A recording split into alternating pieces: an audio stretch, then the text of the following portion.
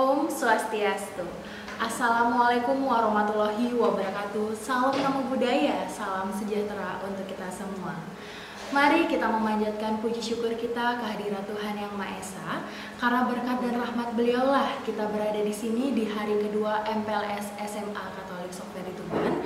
Masih dengan tema yang sama, Share Our Love in Diversity. Pada pagi hari ini, saya juga ingin mengucapkan sapaan kasih kepada yang terhormat Romo Ketua Yayasan Soferi Tuban, yang terhormat Romo BPK Yayasan Soferi Tuban, yang kami hormati Kepala SMA Katolik Soferi Tuban, dan tentunya yang berbahagia dan kami kasihi seluruh peserta MPLS SMA Katolik Soferi Tuban. Sebelum kita memulai acara kita pada pagi hari ini, maka saya akan bacakan terlebih dahulu susunan acara di hari kedua MPLS SMA Katolik Soferi Tuban.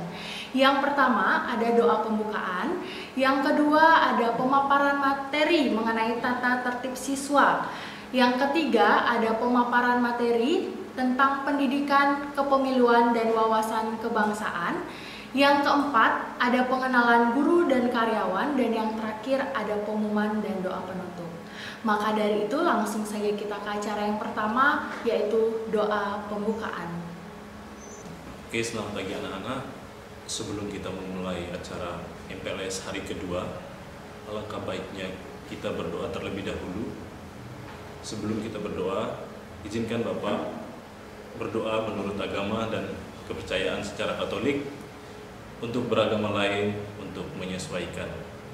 Dalam nama Bapa, Putra, dan Roh Kudus. Amin. Ya Allah Bapa dalam kerajaan surga, puji dan syukur kami haturkan kepadamu atas berkat dan penyertaan-Mu. Engkau masih memperkenankan kami kembali berkumpul di tempat ini. Sekarang kami melanjutkan MPLS hari kedua. Lindungilah, berkatilah, dan tuntunlah agar acara MPLS hari kedua ini dapat berjalan sesuai dengan rencana dan kehendak-Mu. Doa yang tidak sempurna ini kami haturkan kepadamu lewat perantaran Kristus Tuhan kami. Amin. Dalam nama Bapa, Putra, dan Roh Kudus. Amin. Mari kita dengarkan bersama pemaparan materi mengenai tata tertib siswa oleh Ibu Maria Dolorosa Tani, SPD. Selamat pagi anak-anakku sekalian, selamat datang dan selamat bergabung di SMK Soferi Tuban. Pada kesempatan ini saya akan menyampaikan tentang tata tertib SMK Soferi Tuban. Sebelum saya menjelaskan tentang tata tertib yang akan kalian jalani selama kalian menjadi siswa di SMK Soferi Tuban, perkenankan saya untuk memperkenalkan diri. Nama saya Maria Dolorosa Tani dan kalian akan bisa memanggil saya dengan Ibu Rosa. Saya mengajar bahasa Inggris. Terima kasih untuk perkenalannya dan saya akan lanjutkan dengan tata tertib siswa.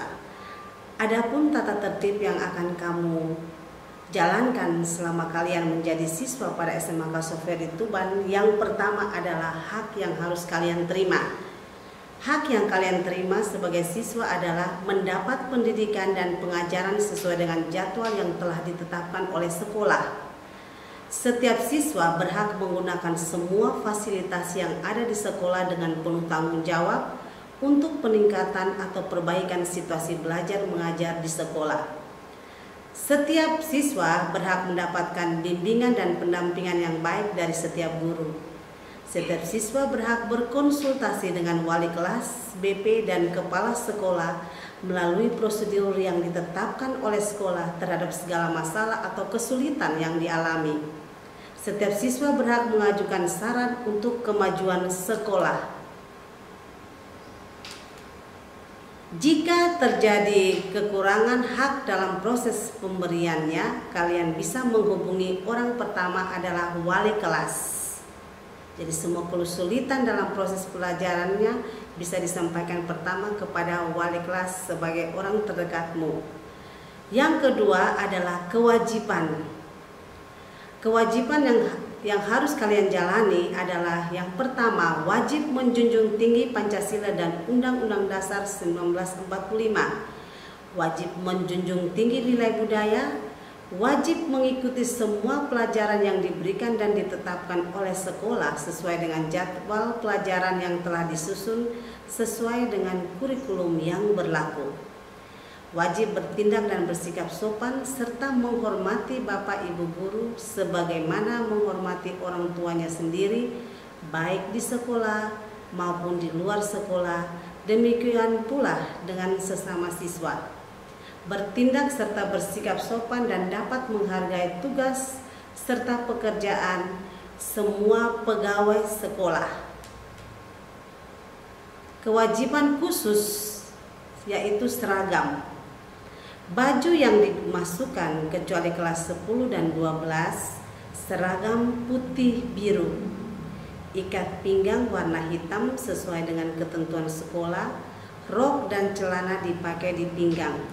Rok panjangnya 5 cm di bawah lutut dan celana panjangnya di bawah mata kaki. Garis tengah minimal 16 cm.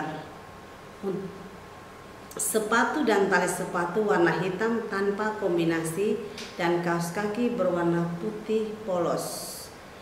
Dan seragam yang telah diberikan oleh sekolah diharapkan untuk tidak merubah sesuai dengan kemauan sendiri. Karena jika Anda merubah seragamnya, maka bisa dikenakan skor. Jadwal pemakaian seragam yaitu Senin seragam putih abu-abu, sepatu hitam polos. Selasa seragam putih abu-abu, sepatu hitam polos. Rabu seragam putih biru, sepatu hitam polos. Kamis pakaian adat, alas kaki bebas rapi, tidak menggunakan sandal jepit. Jumat baju batik, celana putih, sepatu bebas. Sedangkan hari Sabtu libur. Kewajiban khusus yang pertama, wajib menjaga dan memelihara semua sarana dan prasarana yang ada di sekolah. Setiap siswa wajib mengikuti minimal 1 cabang kegiatan ekstrakurikuler yang diprogramkan sekolah. Yang ketiga, selalu belajar giat dan tekun, rajin membaca maupun memanfaatkan waktu luang dengan kegiatan bermanfaat. Dan yang terakhir, semua siswa yang membawa sepeda motor wajib parkir di tempat parkir yang sudah disediakan oleh sekolah. Mengendarai motor di lingkungan sekolah harus pelan-pelan dan berhati-hati. Berikutnya adalah absensi. Peraturan mengenai kehadiran siswa. Yang pertama, siswa hadir di sekolah 10 menit sebelum pembelajaran dimulai. Yang kedua, siswa yang piket hadir 20 menit di sekolah sebelum pelajaran dimulai. Yang ketiga, siswa yang terlambat harus melapor ke guru piket dengan menggunakan buku tata tertib. Dan yang keempat, wajib berdoa bersama sebelum pelajaran dimulai dan setelah bel pulang sekolah dibunyikan. Siswa diperbolehkan tidak hadir jika pertama, jika sakit, diharuskan mengirim surat dari orang tua atau wali. Lebih dari 2 hari dilampirkan surat keterangan dokter. Yang kedua, jika izin 1 hari diharuskan mengirim surat dari orang tua yang menjelaskan keperluan. Dan yang ketiga, jika izin lebih dari 1 hari, surat dari orang tua ditujukan kepada kepala sekolah untuk mendapat rekomendasi sehari sebelumnya. Siswa diperbolehkan izin pulang jika pertama, karena sakit harus minta izin kepada guru piket. Yang kedua, karena alasan lain harus membawa surat dari orang tua atau wali yang ditujukan kepada kepala sekolah atau orang tua menyampaikan langsung lewat telepon kepada kepala sekolah. Yang ketiga, surat izin dari organisasi luar sekolah tanpa permohonan orang tua atau wali tidak diberikan. Dan yang keempat, bila guru terlambat masuk karena sesuatu hal lebih dari 5 menit, ketua kelas atau wakilnya wajib melaporkan kepada guru piket. Berikutnya adalah kebersihan. Sudah kita ketahui bahwa kebersihan adalah sebagian dari iman. Yang pertama, siswa wajib membuang sampah di tempat yang disediakan. Piket kelas bertanggung jawab terhadap kebersihan kelas dan lingkungannya sebelum pelajaran dimulai. Dan yang ketiga, siswa wajib menjaga kebersihan kelas dan lingkungan sekolah selama berada di sekolah. Untuk lebih jelasnya tentang pemilahan sampah, nanti akan ada ekstrakurikuler bank sampah sekolah. Nanti akan dijelaskan lebih detailnya lagi oleh pembina bank sampah sekolah jika kita sudah mengadakan tatap muka. Masalah keamanan. Yang pertama, keamanan, keindahan, kekeluargaan, dan peralatan kelas masing-masing pada khususnya serta sekolah pada umumnya merupakan tanggung jawab para siswa bersama berdasarkan prinsip kekeluargaan. Dan yang kedua, apabila di antara siswa terjadi masalah yang tidak bisa diselesaikan sendiri, penyelesaiannya ditempuh jalan musyawarah melalui wali kelas atau BP. Larangan-larangan. Yang pertama, keluar kelas pada saat pergantian jam pelajaran tanpa alasan yang bisa diterima. Yang kedua, membolos.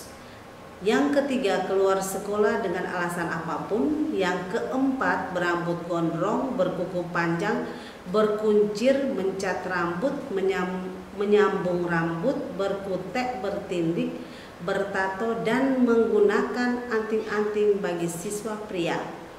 Yang kelima, berkuku panjang, berkutek, bersolek, memakai perhiasan yang berlebihan, mencat rambut, menyambung rambut dan rambut terurai panjang, bertato untuk siswa putri. Yang keenam, melawan kepala sekolah, guru dan karyawan sekolah. Yang ketujuh, memprovokasi teman untuk tindakan yang melanggar tata tertib. Yang kedelapan, mencoret, merusak dan mengotori sarana dan prasarana sekolah. Yang kesembilan, membuat gaduh atau ribut dan mengganggu kelas lainnya. Yang kesepuluh, membuang sampah bukan pada tempatnya. Yang kesebelas, memakai pakaian yang tidak sesuai dengan seragam sekolah. Yang ke-12, membentuk organisasi siswa di lingkungan sekolah selain OSIS dalam hubungannya dengan aktivitas sekolah. Yang ke-13, menjadi anggota organisasi atau geng terlarang. Yang ke-14, karya wisata atau membuat acara dengan mengatasnamakan sekolah tanpa izin kepala sekolah. Yang ke-15, menggunakan bahasa dan ucapan yang tidak pantas. Yang ke-16, makan dan minum di kelas. Yang ke-17, mengadakan kegiatan di lingkungan sekolah tanpa izin dari kepala sekolah. Yang ke-18, mengancam atau memeras teman dan atau orang lain. Yang ke-19, mengambil atau mencuri, merusak barang milik sekolah, teman atau orang lain. Yang ke-20, berkelahi baik perorangan maupun kelompok, antar warga sekolah maupun pihak di luar sekolah, main hakim sendiri dan mendukung teman berkelahi. Yang ke-21, berjudi atau terlibat perjudian di lingkungan sekolah. Ke-22, membawa, mengedarkan dan atau menghisap rokok, narkoba, minuman keras atau sejenisnya. Yang ke-23, membawa benda-benda yang tidak ada hubungannya dengan kegiatan sekolah seperti kaset, VCD, majalah, gambar porno, senjata tajam, senjata api, mainan dan atau sejenisnya. Yang ke-24, terlibat kriminalitas dan perbuatan yang tidak senonoh. Ke-25, menggunakan HP saat pembelajaran berlangsung tanpa seizin guru. Ke-26, HP tidak berisi tentang video, gambar, cerita yang mengandung unsur sara, pornografi dan bullying. Yang ke-27, menerima tamu pada waktu pelajaran kecuali hal-hal khusus tamu diterima di ruang piket. Yang ke-28, melakukan atraksi yang berlebihan selama memakai pakaian seragam di lingkungan sekolah, hari ulang tahun, dan lain-lain. Ke-29, dilarang berkumpul di sekitar lingkungan sekolah dengan berpakaian seragam sekolah pada waktu jam pelajaran maupun pulang sekolah. Yang ke-30, dilarang melakukan tindak rasis dan anarkis terhadap lingkungan sekolah. Berikutnya adalah pembayaran uang sekolah. Yang pertama, pembayaran uang sekolah selambat-lambatnya tanggal 10 bulan yang bersangkutan, uang sekolah harus sudah dilunasi. Yang kedua, penundaan pembayaran uang sekolah harus ada keterangan dari orang tua atau wali siswa yang bersangkutan kepada sekolah yang menerangkan alasan penundaan. Dan yang lain-lainnya adalah yang pertama, demi tertibnya KBM, maka pengurus kelas wajib melapor ke guru piket bila ada guru yang tidak hadir.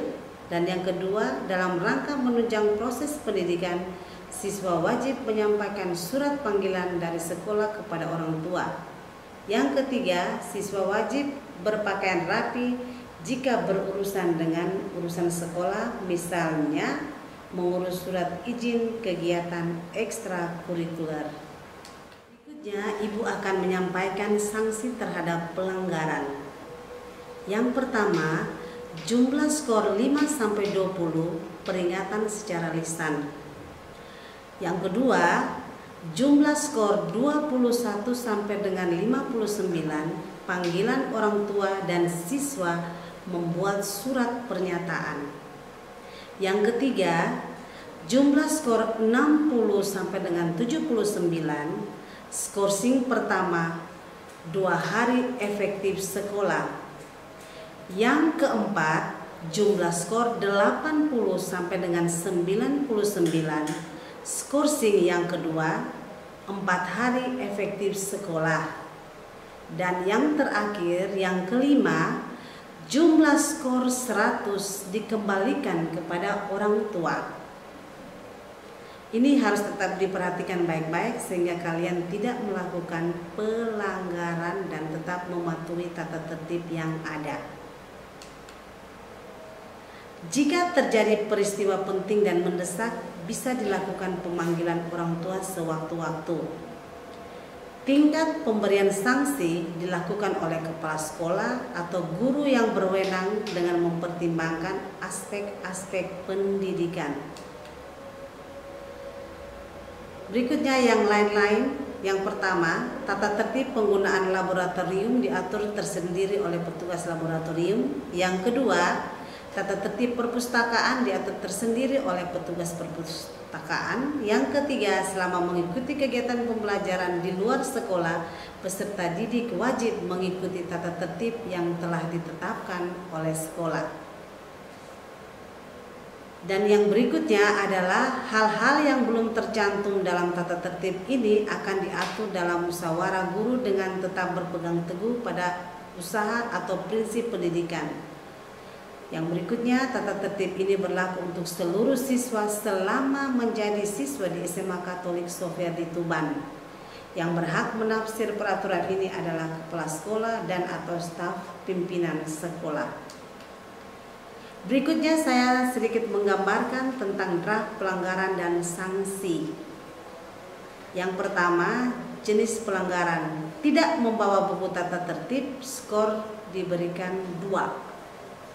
Membuang sampah sembarangan dikenakan skor 5. Pakaian tidak rapi atau tidak seragam diberikan skor 5. Terlambat masuk diberikan skor 5.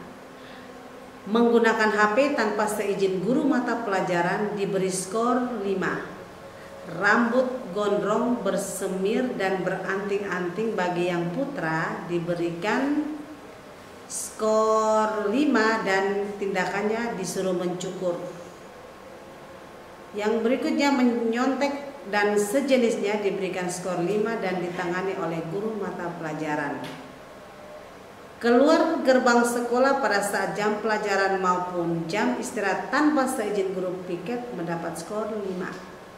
Keluar lingkungan sekolah saat jam istirahat pada saat jam pelajaran diberikan skor 5. Merokok diberikan skor 7. Membawa VCD dan buku yang tidak ada kaitannya dengan pendidikan diberikan skor 7 dan barangnya disita. Membolos diberi skor 10. Pemberitahuan kepada orang tua.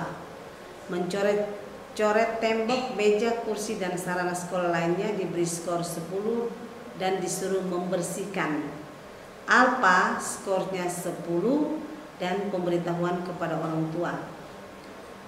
Merusak sarana sekolah skornya 10 dan tindakannya memperbaiki atau mengganti. Mencuri dan berjudi di lingkungan sekolah diberikan skor 15. Melawan, menghina kepala sekolah, guru dan pegawai non fisik dan melalui medsos diberi skor 25. Memprovokasi teman, mengancam dan memeras teman dan berkelahi dengan teman diberi skor 25. Bertato diberi skor 25. HP berisi tentang video, gambar, cerita yang mengandung unsur sara, pornografi, bullying dan sejenisnya diberi skor 25 dan tindakannya HP ditahan maksimal 3 bulan. Atraksi berlebihan diberi skor 30, dijabarkan di guru BK. Berkelahi antar sekolah skornya diberi 30. Mabuk dan minum minuman keras diberi skor 40. Membawa senjata tajam, mercon dan senjata lain yang membahayakan diberi skor 50. Mencemarkan nama baik sekolah baik secara langsung atau tidak langsung diberi skor 50 dan tindakannya membuat surat pernyataan. Membawa senjata api skornya 100 dan dikembalikan ke orang tua. Melawan kepala sekolah, guru dan pegawai secara fisik diberi skor 100 dan dikembalikan ke orang tua. Membawa, mengkonsumsi dan mengedarkan narkoba diberi skor 100 dan dikembalikan kepada orang tua sebagai tindakannya. Untuk catatan kejadian siswa nanti ada buku tata tertibnya dan lebih detailnya nanti pada saat pertemuan tatap muka akan dijelaskan untuk catatan kejadian atau buku yang mencatat tentang skorsing atau pelanggaran yang dilakukan oleh anak-anak selama proses pembelajaran di SMA Kasoverdi selama 3 tahun. Sekian dan terima kasih yang saya sampaikan tentang tata tertib sekolah dan semoga kalian bisa mematuhi tata tertibnya dengan baik sehingga semua proses pembelajaran kalian di SMA Kasoverdi Tuban dapat berjalan lancar hingga kalian tamat nanti. Terima kasih. Salam sehat selalu, tetap menjaga kondisi, menjaga jarak, tetap menggunakan masker dan mencuci tangan dengan sabun dan air mengalir. Terima kasih. Selamat pagi anak-anak sekalian. Senang berjumpa dengan kalian di tahun ajaran baru ini. Bagaimana kabar kalian sekarang? Mudah-mudahan Bapak jumpai kalian dalam keadaan sehat walafiat semuanya. Barusan tadi kalian sudah mendengarkan tata tertib sekolah kita. Mengapa ini penting? Tata tertib itu menjadi sangat penting karena kita yang datang dari berbagai penjuru dan kemudian bergabung di SMA Soeverdi ingin berhasil semua dalam menempuh pendidikan. Karena itu kita harus mentaati aturan main yang akan dilaksanakan di SMA Kasoverdi. Kita datang dengan berbagai pikiran, dengan berbagai konsep, dan setelah sampai di SMA Soeverdi kita harus memiliki aturan yang berlaku untuk semua warga sekolah, khususnya untuk kalian sebagai siswa.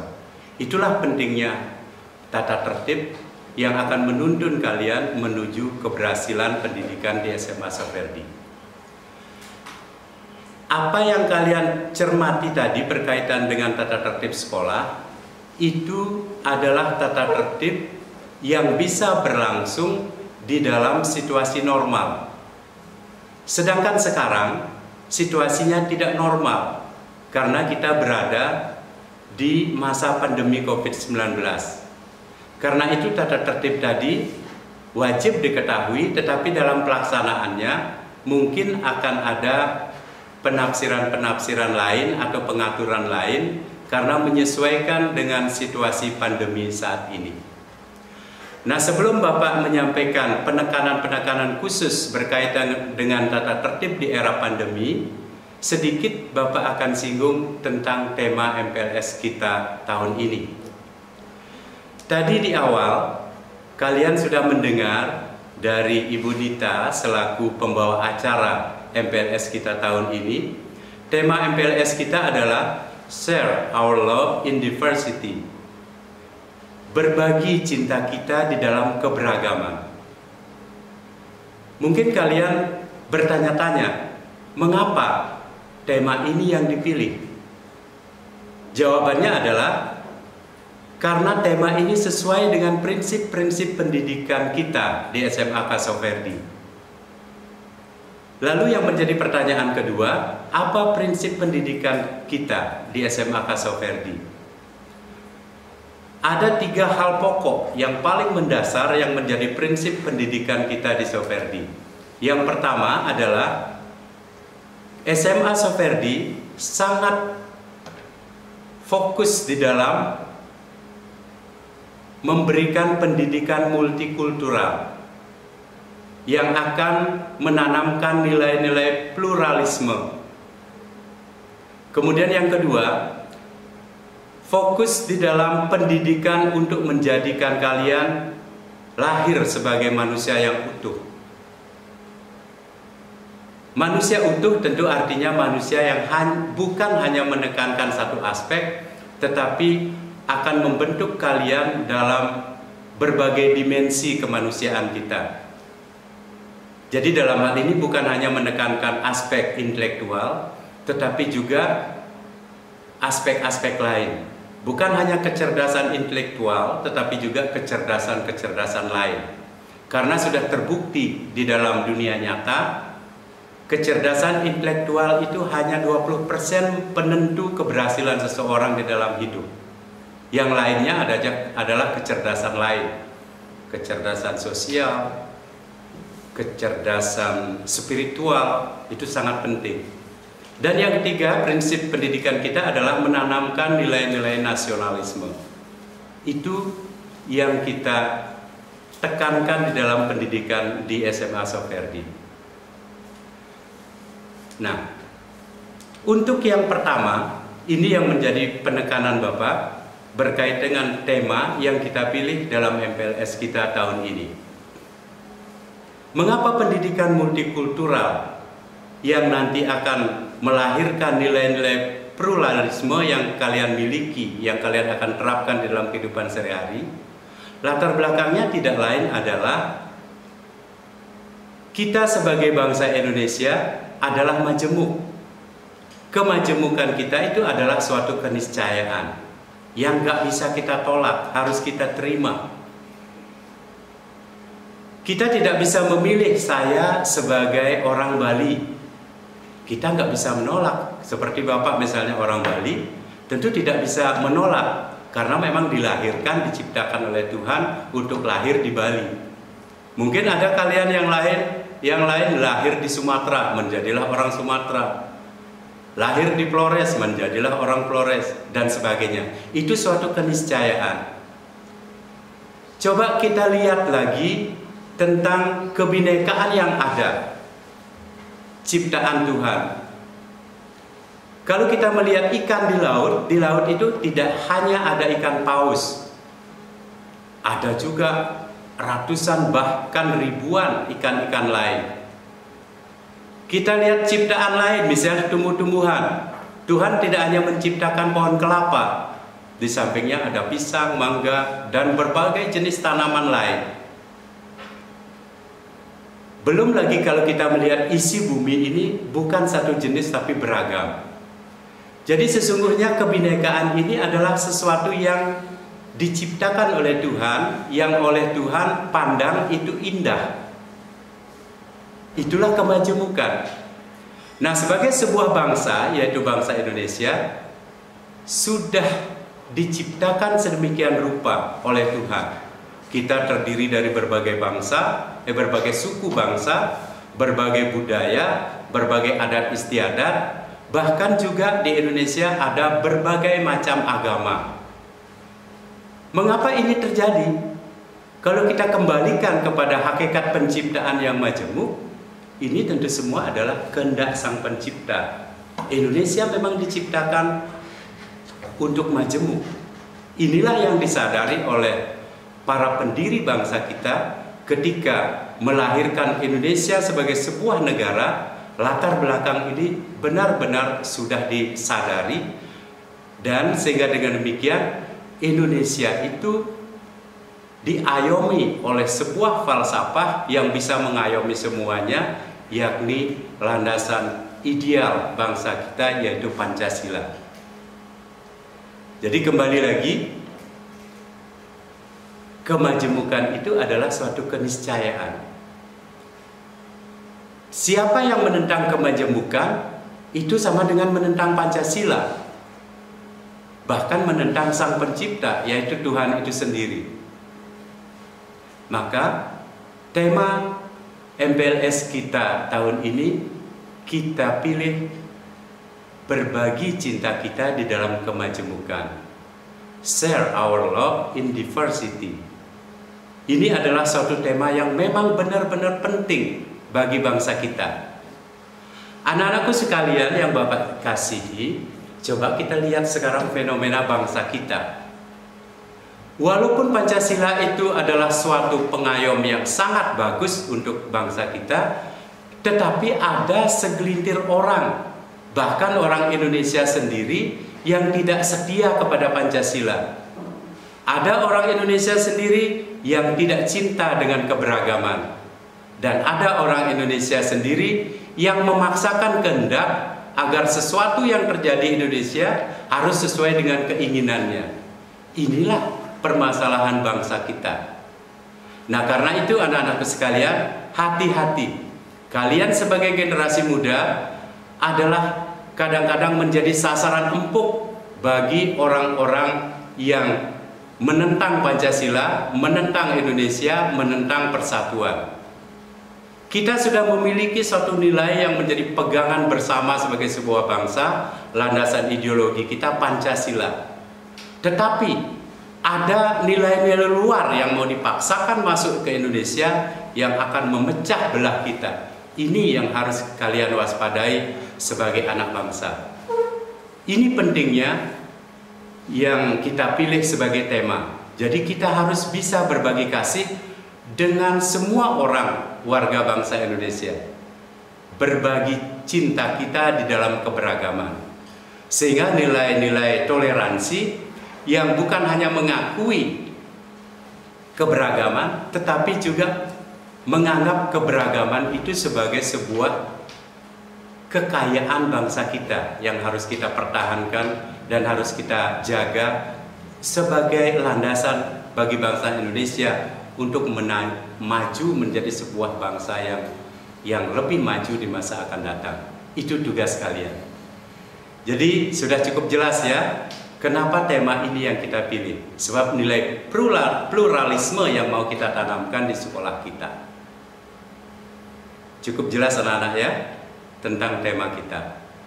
Baik, seperti yang Bapak katakan di awal tadi, sekarang Bapak akan mencoba menekankan tentang tata tertib sekolah kita, khususnya tata tertib siswa di era pandemi.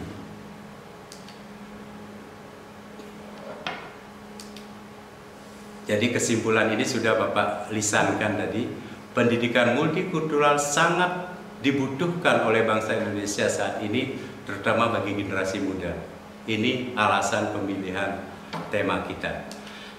Nah, yang terakhir, penekanan tata tertib siswa di masa pandemi COVID-19. Ya. Ketika kita sekolah di masa pandemi, seperti yang disampaikan di awal tadi oleh Bapak Wakasek urusan kurikulum, yaitu Bapak Wayan Suryadi, kemungkinan setelah PPKM darurat ini kita akan melaksanakan dua model pembelajaran, yaitu secara online dan yang kedua secara tatap muka. Begitu kita melaksanakan pembelajaran tatap muka di masa pandemi, prinsipnya kita wajib untuk saling menjaga keselamatan kita. Caranya wajib menerapkan protokol kesehatan. Jadi mulai dari kalian berangkat dari rumah, terutama setelah sampai di lingkungan sekolah, ada aturan-aturan yang berkaitan dengan penerapan prokes ini yang harus kalian laksanakan. Antara lain, begitu masuk gerbang sekolah, kalian akan dicek suhu tubuh kalian dengan alat yang namanya termogan. Andai kata suhu kalian layak untuk melanjutkan pelajaran hari itu, kalian akan menaruh kendaraan secara tertib di tempat parkir. Tapi kalau suhu kalian tinggi, melebihi dari kewajaran, kalian tentu akan dipulangkan sepengetahuan orang tua. Itu yang pertama, begitu sampai di sekolah. Setelah menaruh kendaraan di tempat parkir secara tertib, kalian akan menuju halaman sekolah. Di halaman sekolah sudah akan ada lagi aturan yang kedua yang harus kalian lakukan, yaitu mencuci tangan dengan sabun di air mengalir yang sudah disiapkan oleh sekolah. Kemudian setelah itu kalian masuk kelas. Setelah sampai di kelas, kalian duduk di tempat masing-masing tanpa sempat bersalaman, berpelukan, berangkulan, ataupun berkerumun. Kalian di dalam kelas tetap menempati bangku masing-masing. Dan selama berada di lingkungan sekolah, kalian wajib menggunakan masker secara benar. Kemudian pada jam pulang, begitu juga, tidak boleh ada kerumunan, tidak boleh ada gerombolan.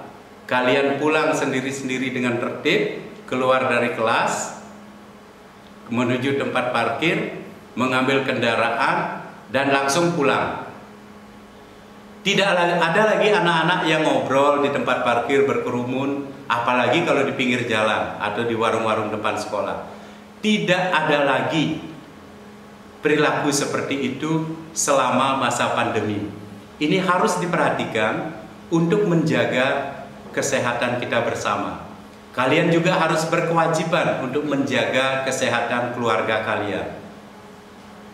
Nah, untuk jelasnya mungkin sekilas kita akan saksikan bagaimana penerapan protokol kesehatan di lingkungan sekolah.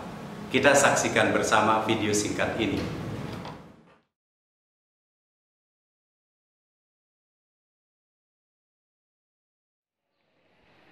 Halo adik-adik kelas 9, masih bingung mau sekolah di mana? Kali ini SMAK Soferdi Tuban membuka pendaftaran murid baru loh untuk tahun ajaran 2021-2022. Mau tahu gimana sistem pembelajaran di era new normal ini versi SMAK Soferdi? Mari kita saksikan bersama-sama video berikut ini.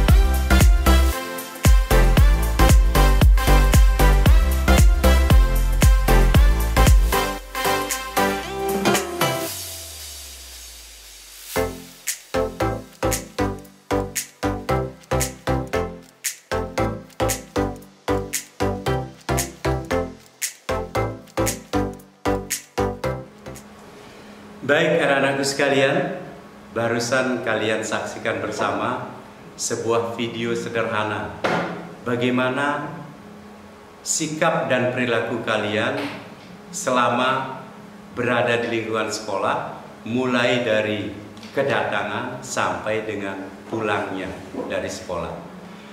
Harapan Bapak semua mentaati ini demi kebaikan kita bersama. Baik, Bapak akan lanjutkan yang kedua berkait dengan tata tertib kita. Nah, di era pandemi kita tetap harus melakukan aktivitas pembelajaran kita.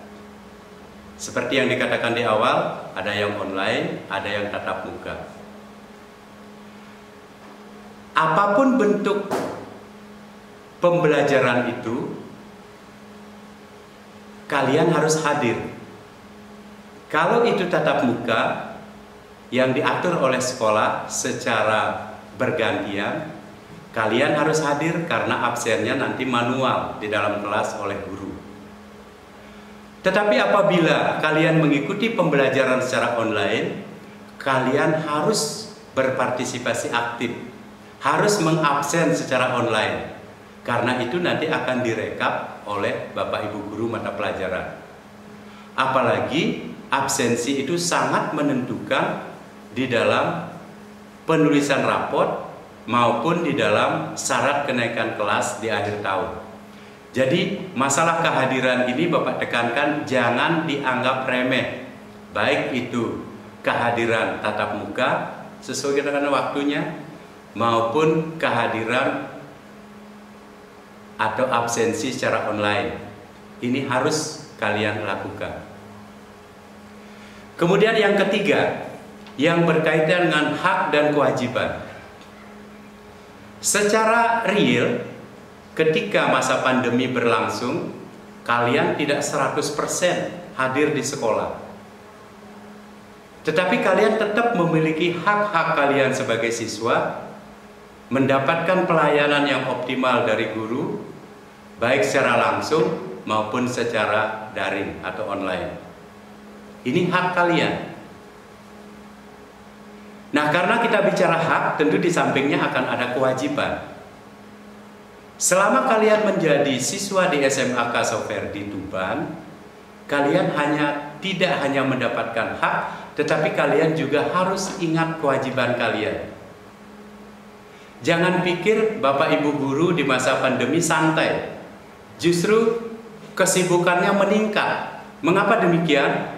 Di samping harus membuat persiapan dan pembelajaran secara tatap muka, juga harus mempersiapkan dan melaksanakan pembelajaran secara daring. Jadi tingkat kesibukannya ini double. Jangan dipikir Bapak Ibu guru lebih santai di era pandemi. Tidak. Hak kalian harus dipenuhi. Tetapi kalian juga harus mengerti kewajiban kalian juga harus dipenuhi. Apa itu kewajiban-kewajiban kalian? Pada tata tertib tadi sudah disampaikan. Bapak hanya menekankan satu hal, yaitu hak dan kewajiban, terutama di dalam hal melaksanakan kewajiban keuangan sekolah. Mengapa demikian? Karena ada orang mengatakan tidak segala-galanya perlu uang, tapi kenyataannya untuk dunia pendidikan, segala program pendidikan itu akan bisa jalan kalau memang didukung dengan dana yang mencukupi sesuai dengan program sekolah yang sudah ditetapkan. Karena itu mohon kewajiban untuk pembayaran keuangan sekolah ini dilaksanakan tepat pada waktunya. Kalau uang sekolah tadi sudah disampaikan oleh Memros dalam pemaparan tata tertib, paling lambat tanggal 10 bulan bersangkutan.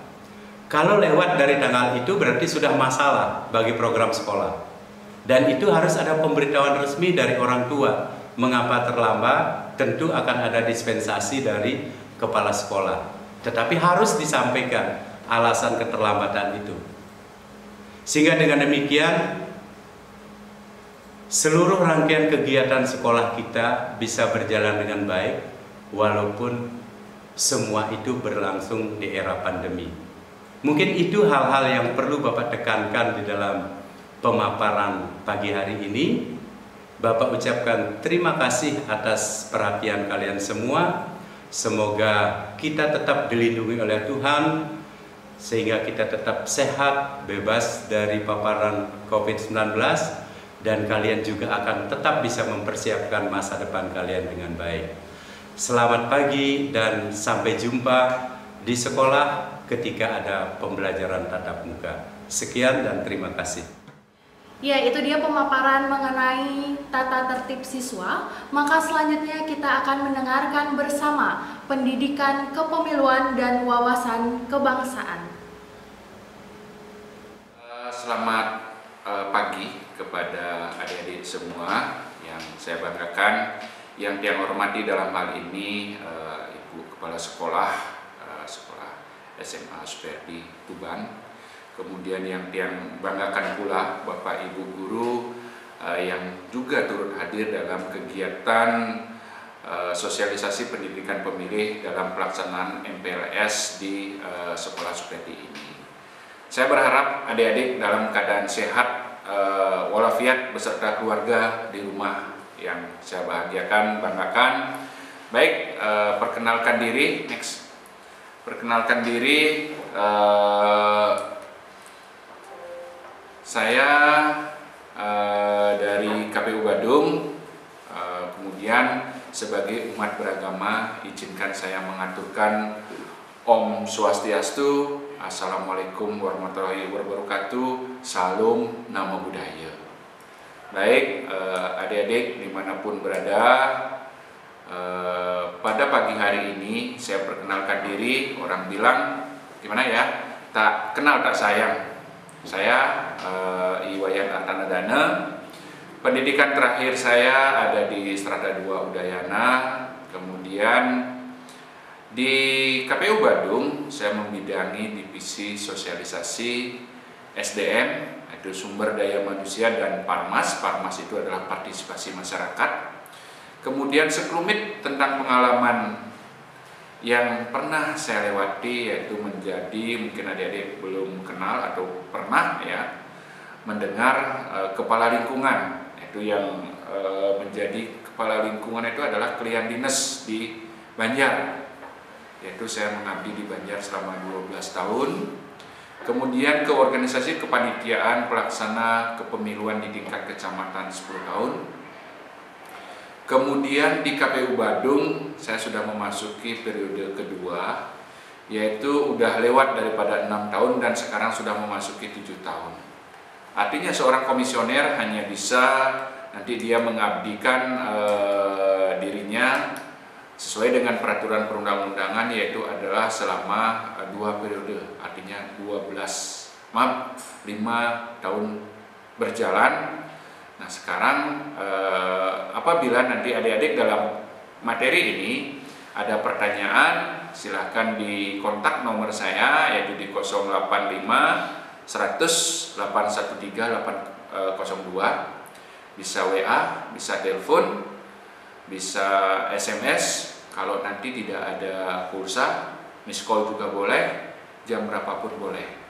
Yang cowok, yang cewek boleh, termasuk orang tua daripada adik-adik yang ada di rumah pada saat pagi hari ini. Silahkan, kalau masalah kepemiluan silahkan, terkait juga dengan kependudukan, kebetulan saya pernah menjadi kepala lingkungan, silahkan.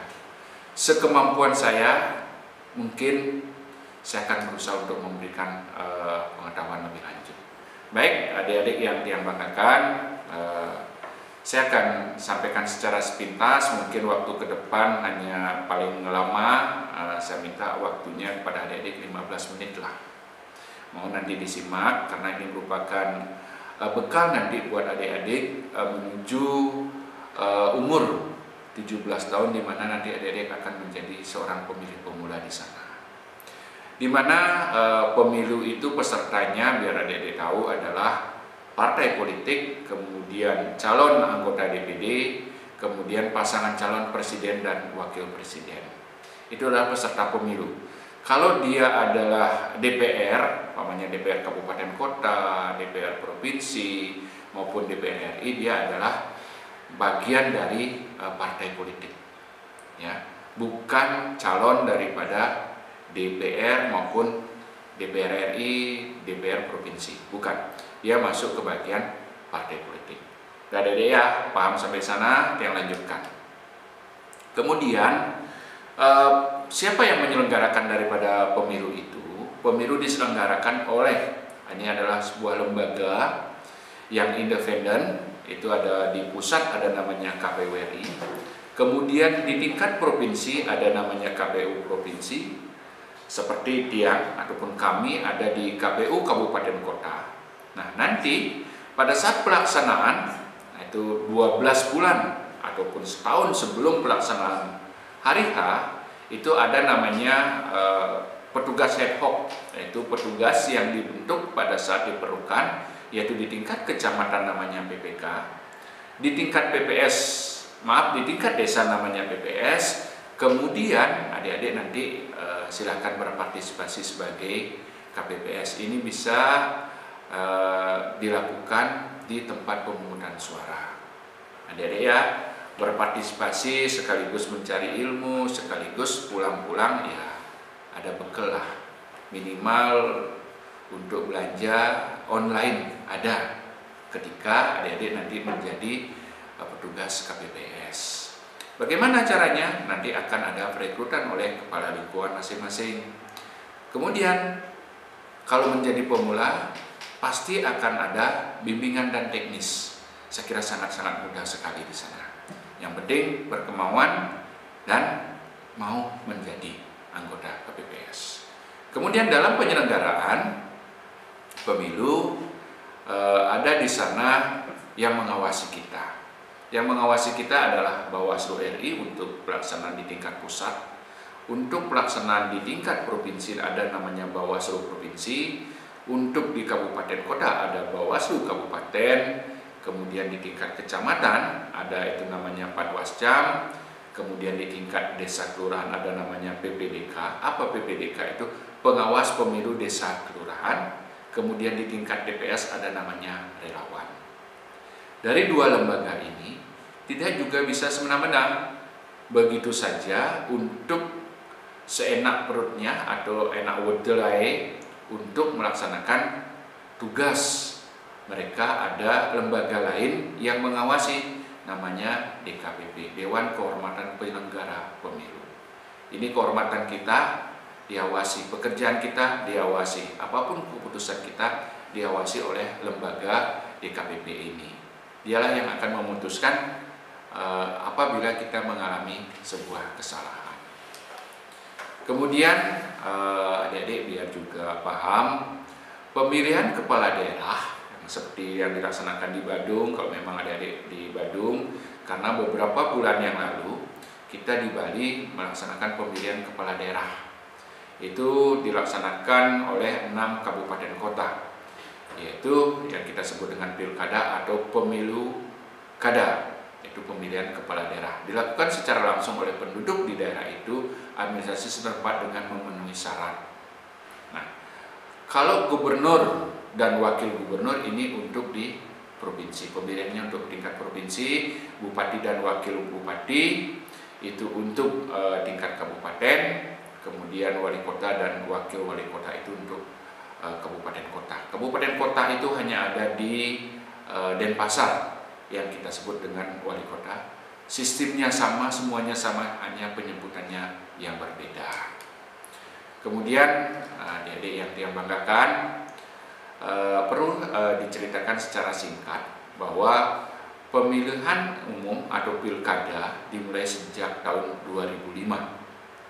Sebelum tahun 2005, kepala daerah dan wakil kepala daerah dipilih oleh Dewan Perwakilan Rakyat Daerah. Pada saat itu, gubernur, bupati, wali kota dipilih oleh DPRD. Kemudian di tahun 2005 sampai sekarang dan selanjutnya dilaksanakan pemilihannya oleh KPU beserta jajarannya. Kemudian pilkada dimulai sejak diberlakukannya Undang-Undang Nomor 32 tahun 2004 tentang pemilihan daerah. Kepala daerah dipilih secara langsung oleh rakyat melalui pemilihan kepala daerah dan wakil kepala daerah. Artinya kita langsung memilih siapa yang akan kita pilih menjadi kepala daerah maupun wakil kepala daerah. Tidak, masih seperti dulu, DPR lah yang memilih. Nah, kemudian kenapa kita harus menggunakan hak pilih?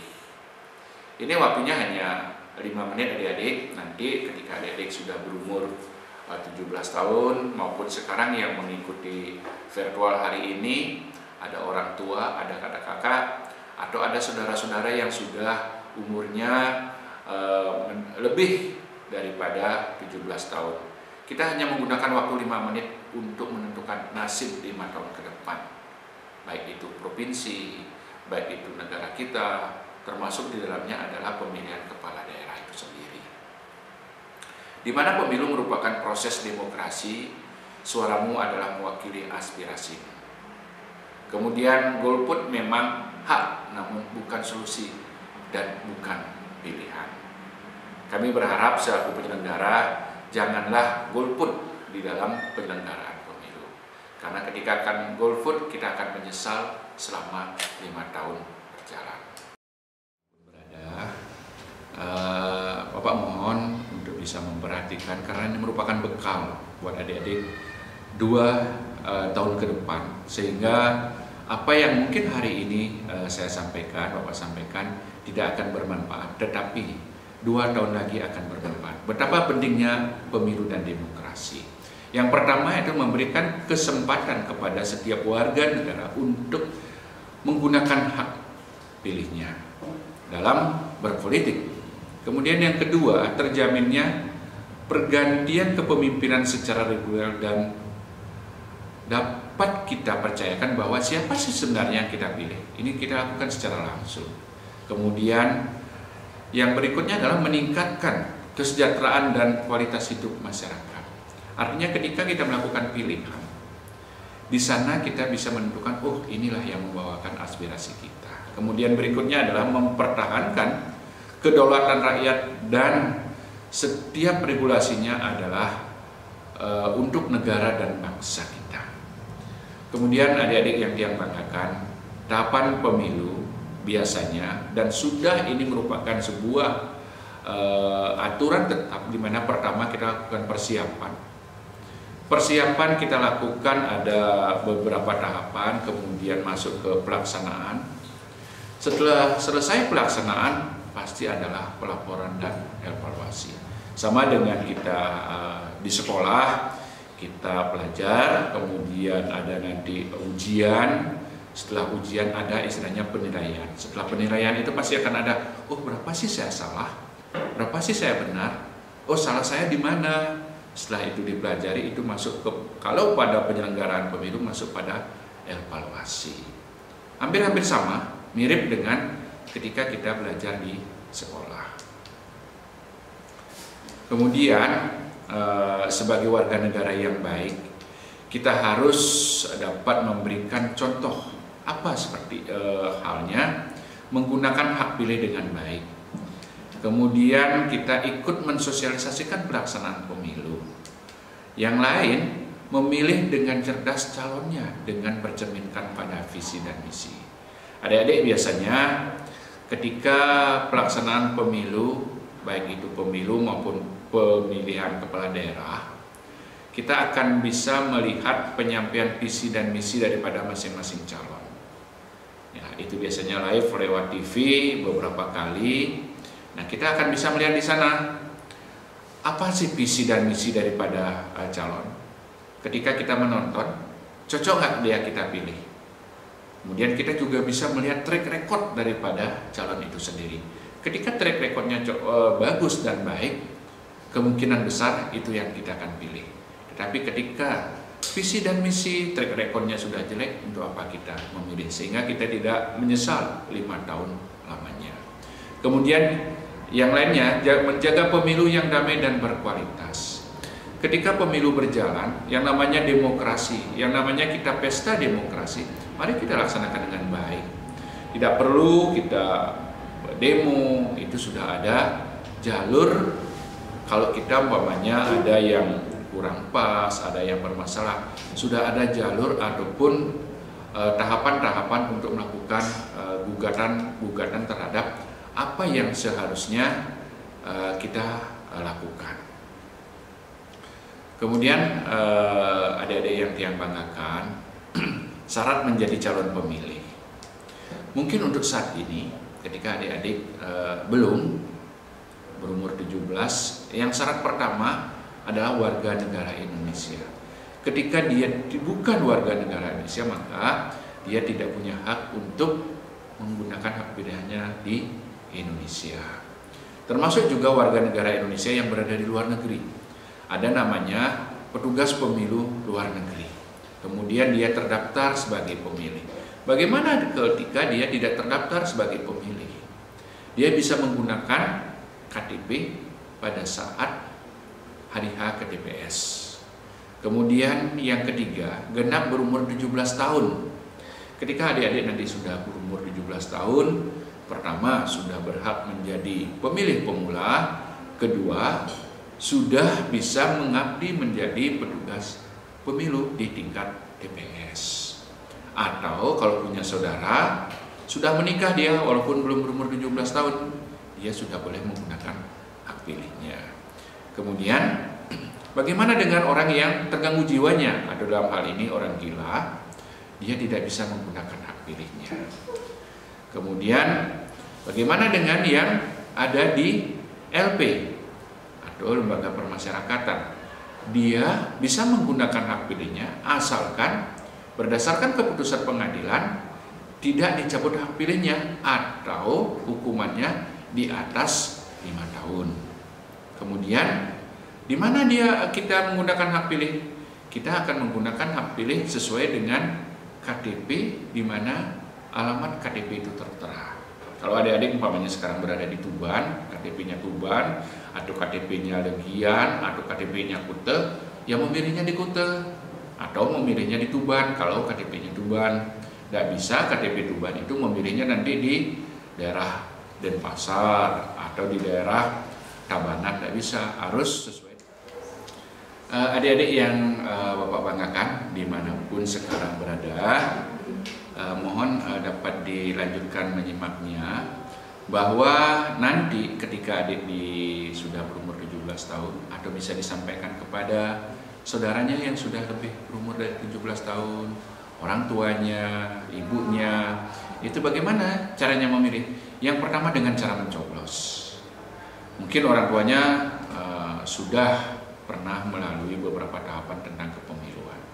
Kemudian menyampaikan visi dan misi calon, itu kita lihat berdasarkan visi dan misi, baru kita akan memilih. Menggunakan hati nurani. Ini kenapa menggunakan hati nurani?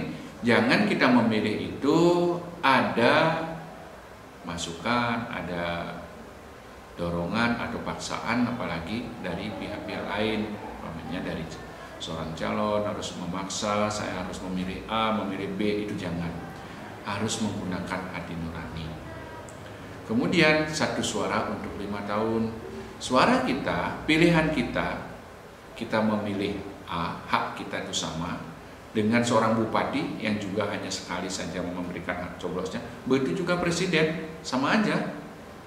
Dia hanya boleh menggunakan hak pilihnya hanya sekali saja. Itu untuk 5 tahun. Kemudian adik-adik, apapun hasil pemilu, mohon tolak kekerasan dan manipolitik, karena itu tidak baik buat perjalanan kehidupan berpolitik di negara kita. Kemudian ini merupakan langkah-langkah adik-adik, di mana nanti ketika adik-adik sudah terdaftar sebagai calon pemilih, datangi petugas dengan sodorkan namanya CINAM. Apa CINAM? Itu adalah surat panggilan memilih, pemberitahuan tempat dan tanggal di mana adik-adik nanti memilih.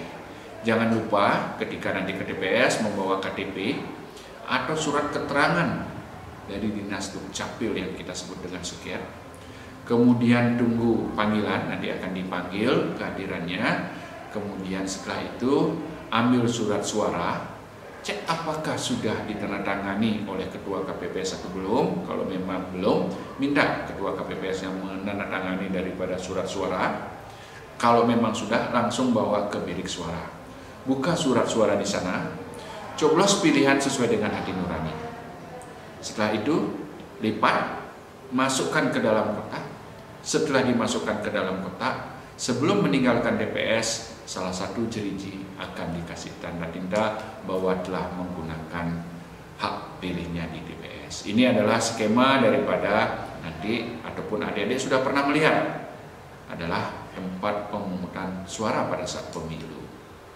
Nah ini adik-adik, ketika nanti mencoblos, boleh mencoblos fotonya, boleh mencoblos namanya, atau mencoblos nomor urutnya. Silahkan, mana saja, yang penting coblosannya di dalam kotak. Ketika nanti di luar kotak dinyatakan tidak sah. Ini silahkan sampaikan kepada kakaknya, bapaknya, ibunya, atau saudara yang lain sebagai bentuk mendukung pelaksanaan pemilihan dengan mensosialisasikannya. Kemudian, nah ini saya sudah ceritakan tadi, adik-adik silahkan setelah mencoblos surat suara, masukkan ke dalam kotak, kemudian memberikan tinta pada jari sebagai bukti bahwa kita sudah menggunakan hak pilih. Setelah itu silahkan meninggalkan TPS menuju acara berikutnya. Nah mungkin demikian adik-adik, Bapak mohon maaf atas kekurangan dalam penyampaiannya. Sekiranya nanti ada hal-hal yang perlu dipertanyakan dalam hal ini terkait dengan kepemiluan seperti disampaikan di awal, silahkan dikontak di 085 100 813 802. Saya akhiri dengan parama santi.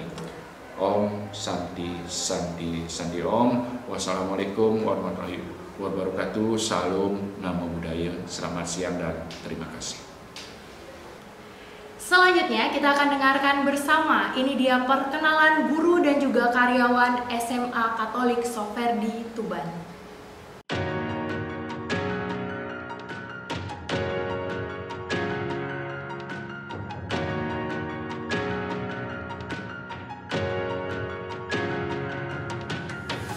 SMA Soferdi, sekolah unggulan kini, hasilkan putra putri meraih prestasi. Bergabunglah sini, ciptakan harmoni bersama Soferdi, gapailah setiap mimpi.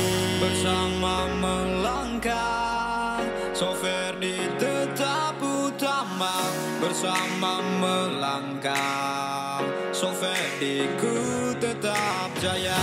Bersama melangkah, Soferdi tetap utama. Bersama melangkah, Soferdi ku tetap jaya.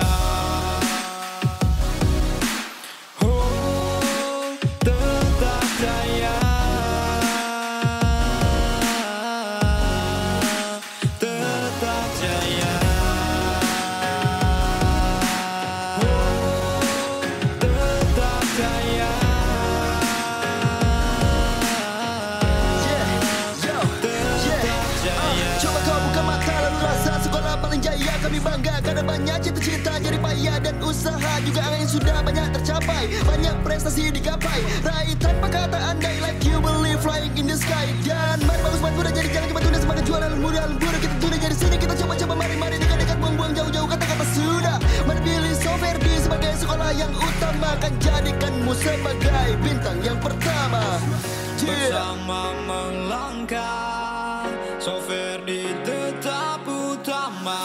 Bersama melangkah, Soferdi ku tetap jaya.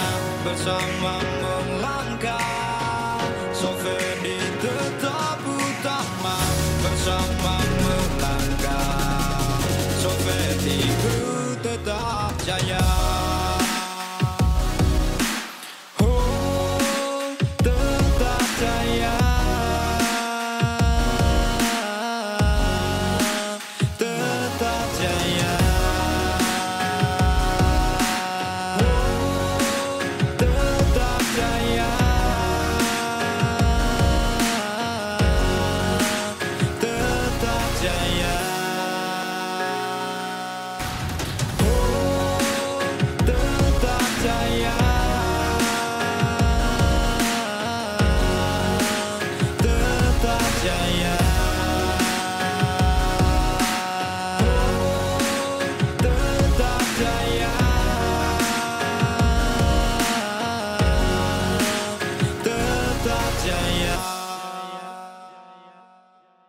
Baik, dengan berakhirnya seluruh pemaparan materi hari ini, maka berakhirlah sudah MPLS SMA Katolik Soferdi Tuban. Kami pihak sekolah mengucapkan selamat kepada seluruh siswa baru dan terima kasih kepada seluruh narasumber serta orang tua siswa yang mendukung acara kita ini. Akhir kata, ada satu pantun untuk kalian semua. Pergi ke Badung lewat Sempidi, selamat bergabung di SMA Soferdi. Tetap jaga kondisi, tetap semangat. SMA Soferdi di hati. Om Santi Santi Santi Om. Wassalamualaikum warahmatullahi wabarakatuh. Salam Namo Buddhaya, salam sejahtera untuk kita semua.